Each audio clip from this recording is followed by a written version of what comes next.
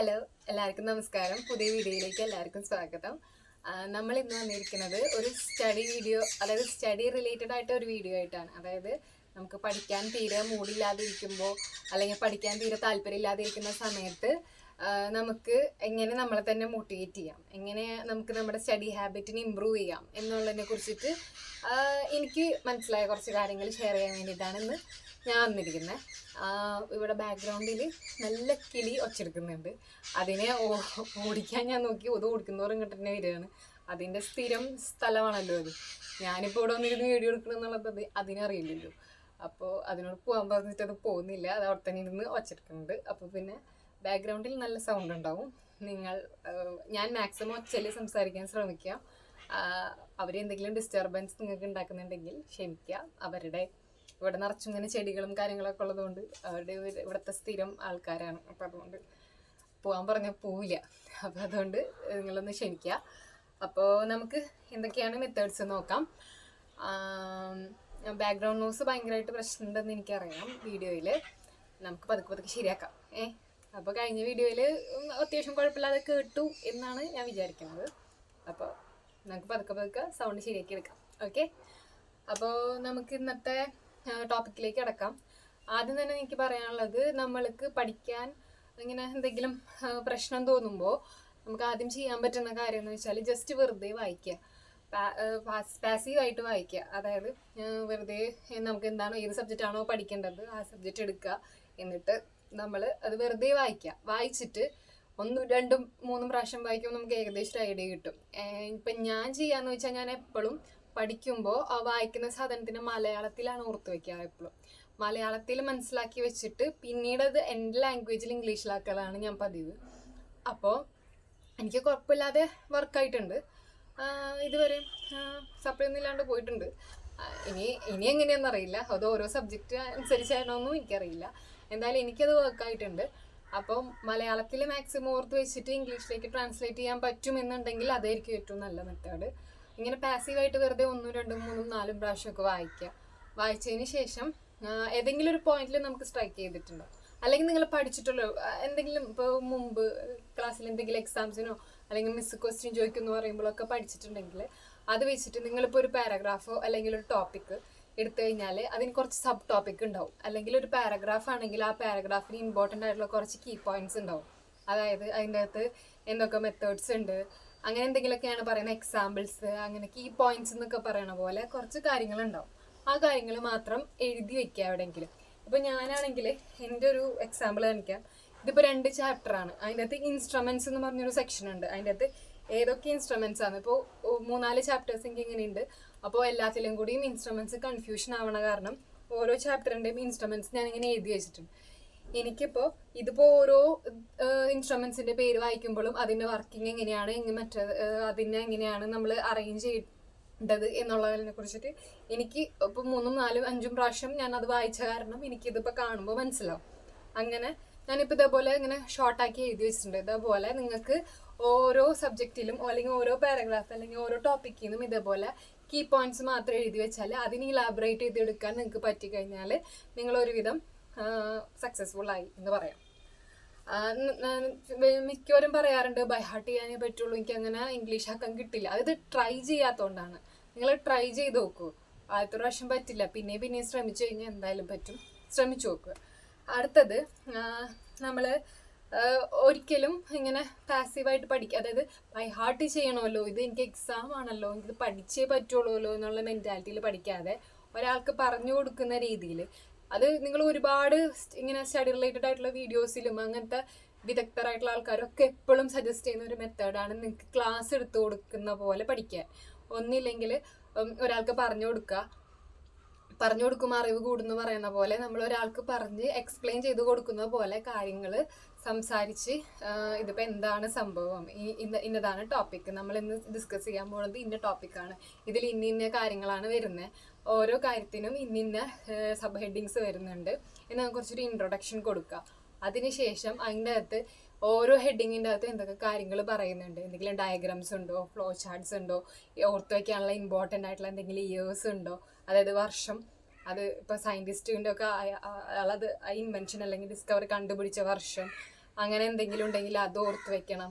പിന്നെ എന്തെങ്കിലും ഇക്വേഷൻസ് ഉണ്ടെങ്കിൽ അത്, അതിൻ്റെ അബ്രിവിയേഷൻസ്, ഇപ്പം T=ടു ടൈം ആണെങ്കിൽ അത്, അങ്ങനെ ഒരു ഓർഡറിൽ ഓർത്ത് നമ്മൾ ഓർഡറിൽ പ്രസൻറ്റ് ചെയ്യാൻ പഠിക്കുക. ഇപ്പോൾ വെറുതെ ക്ലാസ് എടുക്കുക എന്ന് പറഞ്ഞാൽ വായിക്കുക, അതിന് മലയാളത്തിൽ പറഞ്ഞു കൊടുക്കുക, അങ്ങനെയല്ല. നമ്മളത് പ്രസൻറ്റ് ചെയ്യേണ്ട ഒരു ഫോർമാറ്റിൽ തന്നെ നമ്മൾ ക്ലാസ് എടുത്ത് ശ്രമിക്കുക. ഞാൻ പറഞ്ഞ പോലെ ഹെഡിങ്, എന്ത് ടോപ്പിക്കാണ് എടുക്കാൻ പോകുന്നത്, അതിന് സബ് ഹെഡിങ്ങിൽ എന്തെങ്കിലും സബ് ടോപ്പിക്സ് ഉണ്ടെങ്കിൽ അതിനെ എൻലിസ്റ്റ് ചെയ്യുക, ഓരോന്നിനെയും സെപ്പറേറ്റ് ചെയ്യുക, ഡയഗ്രാംസ് ഉണ്ടെങ്കിൽ അതിന് മെൻഷൻ ചെയ്യുക, ഫ്ലോ ചാർട്ട്സ്, അങ്ങനെ ഒരു ഓർഡറിൽ പറഞ്ഞാൽ ഓർഡറിൽ തന്നെ നമ്മൾ എക്സാമിന് എഴുതും. നമ്മൾ പഠിക്കുമ്പോഴും ഒരു പാറ്റേൺ ഫോളോ ചെയ്യാൻ എപ്പോഴും ശ്രദ്ധിക്കണം. അപ്പോൾ നമ്മൾ എപ്പോഴും ഒരാൾക്ക് ക്ലാസ് എടുത്ത് കൊടുക്കുക. ഇതിപ്പോൾ നിങ്ങൾ വെറുതെ റാൻഡമായിട്ട് ക്ലാസ് എടുക്കണമെന്നില്ലേ, ഇതേപോലെ ഒരു ക്യാമറ ഓൺ ചെയ്ത് വെച്ച് നിങ്ങൾക്ക് റെക്കോർഡ് ചെയ്യാം, അല്ലെങ്കിൽ വോയിസ് നോട്ട് റെക്കോർഡ് ചെയ്തിട്ട് നിങ്ങൾക്ക് ഫ്രണ്ട്സിന് അയച്ചു കൊടുക്കുക. അപ്പോൾ അവർക്ക് കേൾക്കുമ്പോൾ അവർക്കും പഠിക്കാനായിട്ട് എളുപ്പമുണ്ടാവും. ഇപ്പോൾ എൻ്റെ ഫ്രണ്ട്സ് ആണെങ്കിലും അവർക്ക് മനസ്സിലാവാത്ത ടോപ്പിക്ക് എന്നോട് വോയിസ് അയച്ചു തരുമെന്ന് ചോദിച്ച് മെസ്സേജ് അയക്കാറുണ്ട്. അപ്പോൾ ഞാൻ അവർക്ക് വോയിസ് അയച്ചു കൊടുക്കും. അത് കേൾക്കുമ്പോൾ അവർക്ക് വേഗം മനസ്സിലാവും. ഞാനും അതേപോലെ തന്നെ എനിക്ക് മനസ്സിലാവാത്ത ടോപ്പിക്ക് അവരോട് പറയുമ്പോൾ അവർ എനിക്ക് വോയിസ് മെസ്സേജ് അയച്ചു. ഇപ്പം നമുക്ക് അതിനുള്ള ഓപ്ഷൻ ഉണ്ട് സോഷ്യൽ മീഡിയ. ഞാനൊരു 8th പഠിക്കുമ്പോൾ അങ്ങനെ ഒരു ഓപ്ഷൻ ഇല്ല. ഗ്രൂപ്പ് സ്റ്റഡി ആയിരുന്നു, കമ്പൈൻ സ്റ്റഡി. ആരെങ്കിലും വീട്ടിൽ പോവുക, ഒരുമിച്ചിരുന്ന് പഠിക്കുക, അങ്ങനത്തെ ഒരു മെത്തേഡായിരുന്നു. അത് ഒരു 50% ഫെയിലിയർ ആയിരിക്കും, ചിരിയും കളിയൊക്കെ ആയിരിക്കും. എന്നാലും എക്സാം എടുത്തിട്ടൊക്കെ ആകുമ്പോൾ ഇരുന്ന് പഠിക്കാറുണ്ട്. SLCക്ക് കൂടുതലും ഞാൻ അങ്ങനെയായിരുന്നു പഠിച്ചിട്ടുണ്ടായിരുന്നത്. 10th ക്ലാസ്സിൽ ഫ്രണ്ട്സ് എല്ലാവരും കൂടി ഒരുമിച്ചിരുന്ന് ക്ലാസ്സിലിരുന്ന് ഗ്രൂപ്പായിട്ട് പഠിക്കും. ഓരോരുത്തരും ഓരോ ക്വസ്റ്റ്യൻസ് സോൾവ് ചെയ്തിട്ട് അങ്ങോട്ടും ഇങ്ങോട്ടും പറഞ്ഞു കൊടുക്കും. അങ്ങനെയൊക്കെയാണ് പഠിച്ചിരുന്നത് മാത്സ്.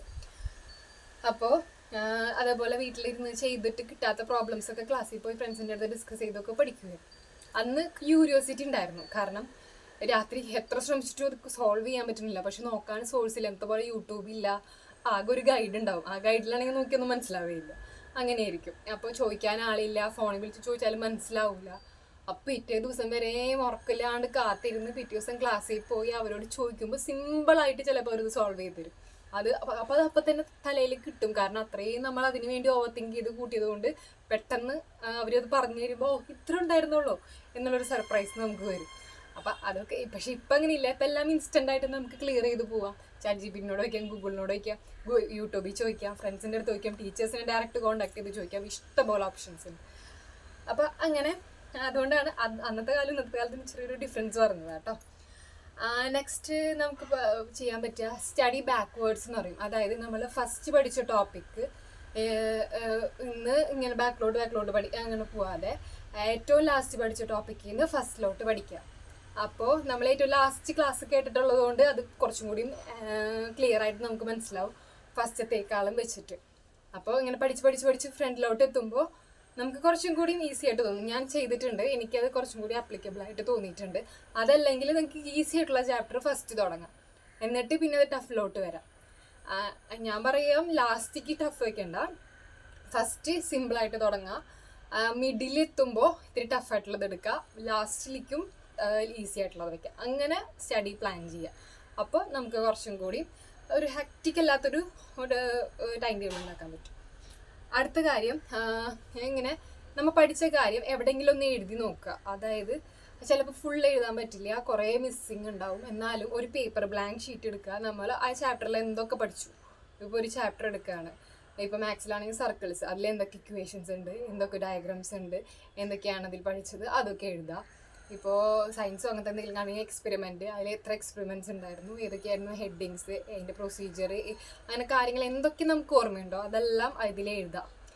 എന്നിട്ട് നമുക്ക് വിട്ടുപോയ കുറേ കാര്യങ്ങളുണ്ടാവും, അത് എഴുതി കഴിഞ്ഞതിന് ശേഷം നോക്കുക. എന്നിട്ട് പിറ്റേ ദിവസം അല്ലെങ്കിൽ കുറച്ച് നേരം കഴിഞ്ഞിട്ട് വീണ്ടും ഇതുപോലെ ഒരു ബ്ലാങ്ക് ഷീറ്റ് എടുത്ത് എഴുതി നോക്കുക. അപ്പോൾ നമ്മൾ ഗ്യാപ്പ് ഫില്ലിങ് ദ ബ്ലാങ്ക്സ് കുറച്ചും കൂടി നമ്മുടെ മെമ്മറി പവറിനെ ഇൻക്രീസ് ചെയ്യിക്കും. നമുക്കത് കിട്ടാതെ ആകുമ്പോൾ അതെന്താണെന്ന് അറിയാനുള്ള ഒരു ക്യൂരിയോസിറ്റി നമുക്കുണ്ടാവും. അപ്പോൾ നമ്മൾ എന്ത് ചെയ്യും, അതിന് വേണ്ടി സെർച്ച് ചെയ്യുമ്പോൾ നമുക്കത് മനസ്സിലാവും. പിന്നെ ഇങ്ങനെ എഴുതുമ്പോഴാണ് നമുക്ക് മനസ്സിലാവുക നമ്മൾ പഠിച്ചതിൽ എത്രത്തോളം നമ്മൾ തലയിലേക്ക് കയറിയിട്ടുണ്ട് എന്നുള്ളത്. അതൊരു നല്ല മെത്തേഡാണ്, ഞാൻ ചെയ്തിട്ടുണ്ട്, ഞാൻ ഗ്യാരണ്ടി. പിന്നെ സ്ഥലം മാറ്റി പഠിക്കുക. ഞാൻ പറയട്ടെ, മാത്സ് പഠിക്കുമ്പോൾ ഒരു സ്ഥലത്തിരുന്ന് പഠിക്കുക, സോഷ്യൽ പഠിക്കുമ്പോൾ ഒരു സ്ഥലത്തിരുന്ന് പഠിക്കുക, അല്ലെങ്കിൽ ഓരോ ചാപ്റ്റർ മാറ്റി പഠിക്കുക. അപ്പോൾ എക്സാം ഹാളിൽ ഇരിക്കുമ്പോൾ ഞാൻ ആ സ്ഥലത്തിരുന്ന് പഠിച്ചതാണ്. ഞാനിപ്പോൾ റൂമിലിരുന്ന് പഠിക്കുകയാണെങ്കിൽ ചിലപ്പോൾ വല്ല സിനിമയൊക്കെ ടി വിയിൽ നടക്കുന്നുണ്ടാവും. അപ്പം ഞാൻ എക്സാം ഹാളിൽ ഇരിക്കുമ്പോൾ ചിലപ്പോൾ ഒരു ക്വസ്റ്റ്യൻ കാണുമ്പോൾ ദിലീപിൻ്റെ ആ ഡയലോഗ് പറഞ്ഞ സമയത്ത് ഞാൻ പഠിച്ച ഇതല്ലേ എന്ന് പറഞ്ഞ് എനിക്ക് ഫസ്റ്റ് ഓർമ്മ ആ സിനിമയിലെ ഡയലോഗ് ആയിരിക്കും. പക്ഷെ അതിനോട് കണക്ട് ചെയ്തിട്ട് നന്നായി പഠിച്ചിട്ടുണ്ടെങ്കിൽ കണക്ട് ചെയ്ത് വരുമ്പോൾ എനിക്ക് ഇതിന് ഉത്തരം കിട്ടും. മര്യാദയ്ക്ക് പാസീവായിട്ടാണ് പഠിച്ചതെങ്കിൽ ചിലപ്പോൾ ദിലീപിൻ്റെ ഡയലോഗ് മാത്രമേ ഓർമ്മയുണ്ടാവുള്ളൂ. അങ്ങനെയുണ്ട് കേട്ടോ. അപ്പോൾ അങ്ങനെ നമ്മൾ സ്ഥലം അല്ലെങ്കിൽ നമ്മൾ ആ ടൈമിൽ നമ്മളെ സറൗണ്ടിങ്സിൽ കേൾക്കുന്ന സൗണ്ട്, ആ സമയത്ത് നമ്മൾ ഇട്ടിരിക്കുന്ന ഡ്രസ്സ്, നമ്മൾ കാണുന്ന കാഴ്ച, ഇതെല്ലാം ഇൻഫ്ലുവൻസ് ചെയ്യും. അപ്പോൾ അതുകൊണ്ട് സ്ഥലം മാറ്റി മാറ്റി മാറ്റി പഠിക്കാൻ എപ്പോഴും ശ്രദ്ധിക്കുക. പിന്നെന്താ, പിന്നെ സമയം. നമ്മളിപ്പോൾ 1 മണിക്കൂർ കൊണ്ട് നമുക്കത് പഠിക്കാൻ പറ്റും നമുക്ക് നല്ല ഉറപ്പുണ്ടെങ്കിൽ നമ്മൾ എന്ത് ചെയ്യണം, 45 മിനിറ്റ് കൊണ്ട് പഠിക്കാൻ ശ്രമിക്കണം. സോ ഇത്തിരി ടൈറ്റ് ആക്കുക. അപ്പോഴാണ് നമുക്ക് വേഗം വേഗം തലയിലേക്ക് കയറ്റാനുള്ളൊരു ഇത് വരുള്ളൂ. അല്ലാതെ 1 മണിക്കൂർ കൊണ്ട് നമുക്ക് പഠിക്കാൻ പറ്റുന്ന സാധനത്തിന് 1.5 മണിക്കൂർ എടുത്ത് പഠിച്ചാൽ ഭയങ്കര പാസീവ് ലേണിംഗ് ആയിരിക്കും, ബ്രെയിനും ഇൻട്രസ്റ്റ് ഉണ്ടാവില്ല.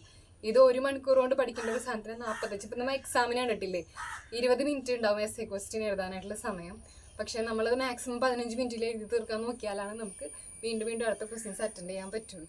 അപ്പോൾ അങ്ങനെ ടൈം ബൗണ്ടഡ് ആയിട്ട് പെട്ടെന്ന് പഠിക്കാനായിട്ട് ഇങ്ങനെ ടൈമിനെ ചാലഞ്ച് ചെയ്തിട്ട് പഠിക്കുക. 1 മണിക്കൂർ കൊണ്ട് പഠിക്കേണ്ട സാധനം ഇത്തിരി നേരത്തെ പഠിക്കാൻ ശ്രമിക്കുക. അങ്ങനെ ഇതൊക്കെയാണ് ഞാൻ ചെയ്ത് നോക്കിയിട്ട് ഓക്കെ വർക്കിംഗ് ആണ് എന്ന് തോന്നിയിട്ടുള്ള കുറച്ച് മെത്തേഡ്സാണ് നിങ്ങൾക്ക് ഞാൻ പറഞ്ഞു തന്നത്. എത്രത്തോളം നിങ്ങൾക്ക് മനസ്സിലായിരുന്നോ അല്ലെങ്കിൽ നിങ്ങൾക്ക് ഇത് എത്രത്തോളം ഉപകാരപ്പെട്ടു എന്നൊന്നും എനിക്കറിയില്ല. എന്തായാലും ട്രൈ ചെയ്ത് നോക്കുക. ഞാൻ ഈ പറഞ്ഞതിൽ ഏതെങ്കിലും ഒരു മെത്തേഡ് നിങ്ങൾക്ക് വർക്ക് ആവുകയാണെങ്കിൽ എന്തായാലും കമൻറ്റ് ചെയ്യാൻ മറക്കരുത്. ഇതേപോലത്തെ വീഡിയോസ് ഇഷ്ടമാണെങ്കിൽ സബ്സ്ക്രൈബ് ചെയ്യുക, ലൈക്ക് ചെയ്യുക. എന്തെങ്കിലും സജഷൻസ് ഒക്കെ ഉണ്ടെങ്കിൽ കമൻറ്റ് ചെയ്യുക. അടുത്ത ആൾ വന്നിട്ടുണ്ട് കാക്ക. അപ്പോൾ നമുക്ക് വേഗം വീഡിയോ വൈൻഡ് അപ്പ് ചെയ്യാം. അടുത്ത വീഡിയോയിലൂടെ കാണാം. അപ്പോൾ